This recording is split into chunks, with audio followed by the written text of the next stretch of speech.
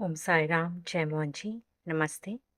I'm Nikunj Naredi, and today I will be reading the fifth chapter of Sai Satcharitra, which comprises of Baba's return with Chand Patil's marriage party, welcomed and addressed as Sai, contact with other saints, his attire and daily routine, the story of the Padukas, wrestling bout with Muhyiddin and the change in life, turning water into oil, and the pseudo Guru Johar Ali.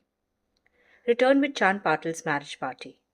As hinted in the last chapter, I shall now describe first how Sai Baba returned to Shirdi after his disappearance. They lived in Aurangabad district, in a village called Dhoop, a well-to-do Muslim gentleman by name Chand Patil. While he was making a trip to Aurangabad, he lost his mare. For 2 long months, he made a diligent search but could get no trace of the lost mare. After being disappointed, he returned from Aurangabad with the saddle on his back. After travelling 4 course and a half, which is 12 miles, he came on the way to a mango tree at the foot of which sat a fakir. He had a cap on his head, wore a kafni, which is a long robe, and had a satka, which is a stick under his arm. And he was preparing to smoke a chilam, which is the pipe. On seeing Chand Patil pass by, he called out to him and asked him to have a smoke and to rest a little. The fakir asked him about the saddle. Chand Patil replied that it was of his mare, which was lost some time back. The fakir asked him to make a search near the Nala, which is a nearby stream. He went, and wonder of wonders, he found the mare there. He thought that this fakir was no ordinary man. The chilam was ready for being smoked, but two things were wanting. First, the fire to light the pipe, and secondly, water to wet the chapi, which is the piece of cloth. The fakir took his prongs and thrust it forcibly into the ground, and out came a live ember, with which he put on the pipe. Then he dashed a satka on the ground from where water began to ooze. The chapi was wetted with that water, then wrung out and wrapped around the pipe. Thus everything being completed, the fakir smoked the chilam and then gave it to Chand Patil. On seeing all of this, Chand Patil was wonderstruck.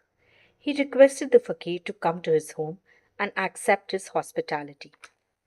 Next day, they went to Chand Patil's house and stayed there for some time. Patil was a village officer at Dhoop. His wife's brother's son was to be married, and the bride was from Shirdi. So Patil made preparations to start for Shirdi for the marriage. The fakir also accompanied the marriage party. The marriage went off without any hitch.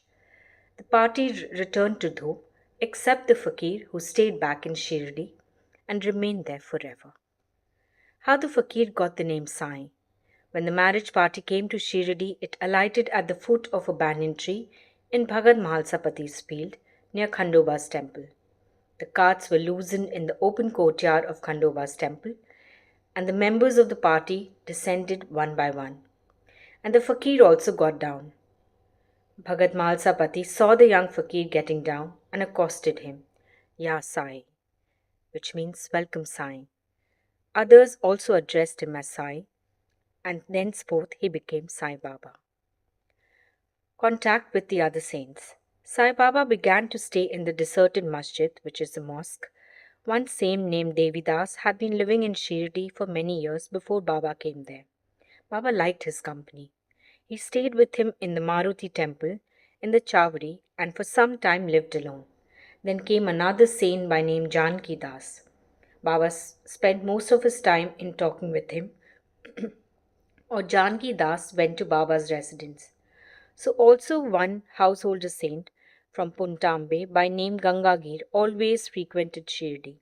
When he first saw Sai Baba carrying pitchers of water in both hands for watering the garden, he was amazed and openly said, Blessed is Shirdi that it got this precious jewel. This man is carrying water today, but he is not an ordinary fellow. As this land of Shirdi was fortunate and meritorious, it secured this jewel. So also one famous saint by name of Anand Nath of Yevala Mutt, a disciple of Akalkot Maharaj, came to Shirdi with some people. When he saw Sai Baba, he openly said, This is a precious diamond in reality. Though he looks like an ordinary man, he is not an ordinary stone, but a diamond. You will realize this in near future. Saying this, he returned to Yevala. This was said when Sai Baba was a youngster. Baba's dress and daily routine. In his young days, Sai Baba grew the hair on his head, never had his head shaved. He dressed like an athlete. When he went to Rahata, 3 miles from Shirdi, he brought with him small plants of marigold, Jai and Jui, and after cleaning them, he planted and watered them. A devotee by name Vaman Tatya supplied him daily with 2 unbaked earthen pitchers. With these, Baba himself used to water the plants. He drew water from the well and carried the pitchers on his shoulders. In the evening, the pitchers were kept at the foot of the neem tree. As soon as they were placed there, they broke as they were made of mud and not baked. Next day, Tatya supplied 2 fresh pitchers. This course went on for 3 years. And with Baba's toil and effort, there grew a garden. On this site at present stands this big mansion, Samadhi Mandir of Baba, which is now frequented by so many devotees. The story of the Padukas under the neem tree. A devotee of Akkalkot Maharaj by name Bhai Krishnaji Ali Bakar worshipped the photo of Akkalkot Maharaj. He once thought of going to Akkalkot, take the darshan of the Padukas of the Maharaj and offer his sincere prayers there, but before he could go there, he got a vision in his dream. Akkalkot Maharaj appeared in his vision and said to him, "Now Shirdi is my resting place. Go there and offer your worship." So Bhai changed his plan and came to Shirdi, worshipped Baba, stayed there for 6 months and was happy. As a reminiscence of this vision, etc., he prepared the Padukas and installed them on an auspicious day of Shravan, Shaka 1834, 1912 AD, under the neem tree with due ceremonies and formalities conducted by Dada Kelkar and Upasani. One Dikshit Brahmin was appointed for worship, and the management was entrusted to a devotee Shagun. Complete version of the story. Mr. B.V. Dev, retired Mamlatdar, who was an official of Thana and a great devotee of Sai Baba, made inquiries about this matter with Shagun Meru Nayak, and Govind Kamlekar Dikshit had published a full version of the Padukas in Sai Leela in volume 11. It runs as follows. In 1834 Shaka, which is 1912 AD, one Dr. Ramrao Kothare of Mumbai came to Shirdi for Baba's darshan. His compounder and his friend Bhai Krishnaji Ali Bakar accompanied him. The compounder and Bhai became intimate with Shagun Meru Nayak and G.K. Dikshit. While discussing this, these persons thought that there must be some memorial of Sai Baba's first advent at Shirdi and his sitting under the holy neem tree. They thought of installing Baba's Padukas there, and were going to make them of some rough stone. Then Bhai's friend, the compounder, suggested that if this matter was made known to his master Dr. Ramrao Kothare, he would prepare nice Padukas for this purpose. All liked the proposal, and Dr. Kothare was informed of it. He came to Shirdi and drew a plan of the Padukas. He went to Upasani Maharaj in Khandoba's temple and showed him his plan. The latter made many improvements, drew lotus flowers, conch, disc, mace, etc., and suggested that the following shloka regarding neem tree's greatness and Baba's yogic powers be inscribed. The verse was as follows. Sada nimb vrakshasya moola divasat Sudha Stravinam Tiktmakt Priyamtam Tarum Kalpavriksha Sadikam Sadhyantam Namamishwaram Sadgurum Sainatham. Upasani's suggestions were accepted and carried out. The Padukas were made in Mumbai and sent to Shirdi with the compounder.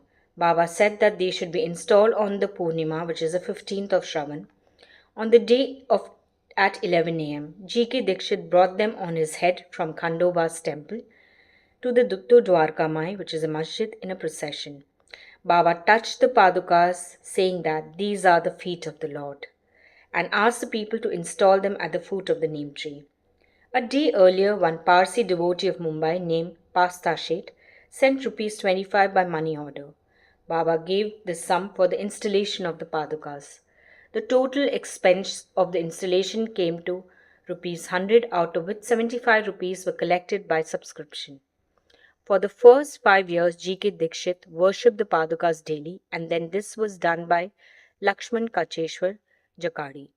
In the first 5 years, Dr. Kothare sent rupees 2 per month for lighting the lamp, and he also sent the railing round the Padukas, the expense of bringing the railing from the station to Shirdi.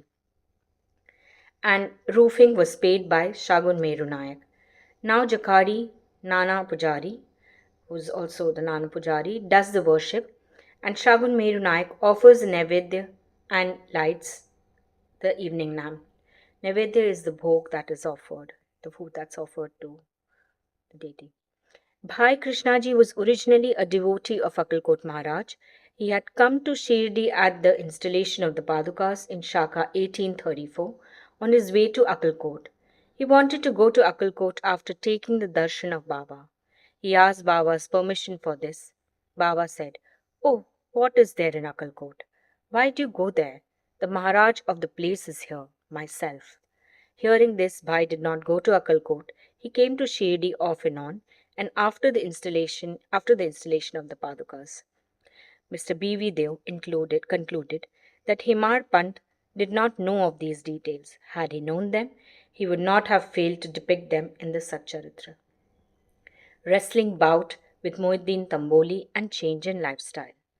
To return to the other stories of Baba, there was a wrestler in Shirdi by name Muhyiddin Tamboli. Baba and he did not agree on some points, and both had a fight. In this, Baba was defeated. Thenceforth, Baba changed his dress and mode of living. He donned kafni, wore a langot, which is a waistband, and covered his head with a piece of cloth. He took a piece of sackcloth for his bed, and was content with wearing torn and worn-out rags. He always said poverty is better than kingship, for far better than lordship. The Lord is always brother, that is a befriender of the poor. Gangagate was also very fond of wrestling. Once while he was wrestling, a similar feeling of dispassion descended over him, and at the proper time he heard the voice of an adept saying that he should wear out his body, playing with God. So he too gave up samsara and turned towards God realization. He established a mutt on the banks of the river near Puntambe and lived there with his disciples. Sai Baba did not mix and speak with these people. He only gave answers when he was questioned. By the day he always sat under the neem tree, sometimes in the shade of a babul tree near the stream on the outskirts of the village. In the afternoon he used to walk at random and go at times to Neemgaon. There he frequented the house of Bala Sahib Dengle. Baba loved Bala Sahib. His younger brother, named Nana Sahib, had no son, though he married a second wife. Bala Sahib sent Nana Sahib for taking darshan of Sai Baba, and after some time with his grace, Nana Sahib got a son. From that time onwards, people began to come in large numbers to see Sai Baba, and his fame began to spread and reach Ahmednagar. From thence, Nana Sahib Chandorkar and Keshav Chidamber and many others began to come to Shirdi. Baba was surrounded by his devotees during the day and slept at night in an old and dilapidated masjid. Baba's paraphernalia at this time consisted of chilam, tobacco, a tumrail, which is a tin pot, long kafni, a piece of a round piece of white cloth on his head was twisted like matted hair and flowed down from the left ear on the back. This was not washed for weeks. He wore no shoes, no sandals. A piece of sackcloth was his seat for most of the day. He wore a kupin waistcloth band, and for warding off cold, he always sat in front of the dhoni, which is the sacred fire, facing south with his left hand resting on the wooden railing. In that dhoni he offered an oblation of egoism, desires, and always uttered, Allah Malik. God is the sole owner. The masjid in which he sat was only of two-room dimensions, where all devotees came and saw him. After 1912, there was a change. The old masjid was repaired and a pavement was constructed. Before Baba came to live in this masjid, he lived for a long time in a place Dakia, where with ghungru, that is small bells, tied on his ankles, Baba danced beautifully and sang with tender love, turning water into oil. Sai Baba was very fond of lights. He used to borrow oil from the shopkeepers and keep lamps burning the whole night in the masjid and the temple. This went on for some time. The banyas were the shopkeepers who supplied oil gratis, once met together and decided not to give him oil. When, as usual, went to ask for oil, they all gave him a distinct no. Unperturbed, Baba returned to the masjid and kept the dry wicks in the lamps. The banyas were watching him with curiosity. Baba took the tumbril, contained very little few drops of oil, put water into it and drank it, and then forced it out to fall into the container. After consecrating the tin pot in this way, he again took the water from the tin pot and filled all the lamps with it and lighted them. To the surprise and dismay of the watching banyas, the lamps began to burn and kept burning the whole night. The banyas, which is the shopkeepers, repented and apologized, and Baba forgave them and asked them to be more truthful in future. The pseudo Guru Johar Ali. 5 years after the wrestling bout above mentioned, one fakir from Ahmednagar by name Johar Ali came to Rahata with his disciples and stayed in Bakal, a spacious room, near Veerbhadra temple. The fakir was learned, could repeat the whole Quran, and had a sweet tongue. Many religious and devout people of the village came to him and began to respect him. With the help of the people, he started to build an Eidgah, a walled enclosure in which Muslims pray on Eid day, near the Veerbhadra temple. There was some quarrel about this affair, on account of which Jawar Ali had to leave Rahata. Then he came to Shirdi and lived in the masjid with Baba. People were captured by his sweet talk, and he began to call Baba his disciple. Baba did not object and consented to be his chela, which is his disciple. Then both Guru and chela decided to return to Rahata and live there. The Guru and never knew his disciple's worth, but the disciple knew the shortcomings of the Guru. Still, he never disrespected him, observing carefully his duties. He even served the master in various ways. They used to come to Shirdi off and on, but their main stay was at Rahata. The loving devotees of Baba and Shirdi did not like that Baba should stay away from them in Rahata. So they went in deputation to bring Baba back to Shirdi.